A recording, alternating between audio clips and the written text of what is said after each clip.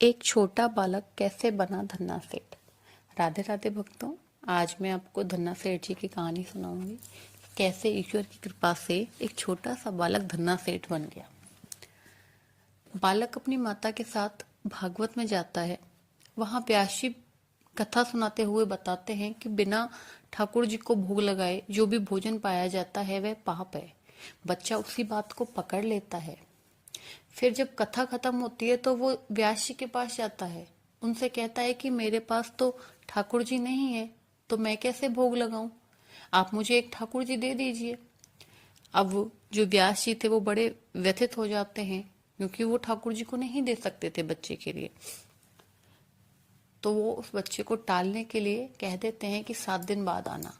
लेकिन बच्चे के मन में भाव बहुत बहुत अटल थे। बच्चा 7 दिन बाद पहुंच जाता है व्यास जी के पास और कहता है मुझे ठाकुर दो।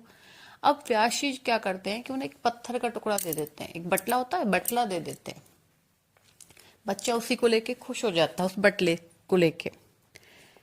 अब उसे लेके वो घर जाता है। अब जब भी भोजन खाता है लेके बैठ जाता है कि आओ ठाकुर जी खाओ। 1 दिन 2 दिन बीतते हैं लेकिन ठाकुर जी भोजन करने नहीं आते, तो बच्चा बहुत दुखी होता है।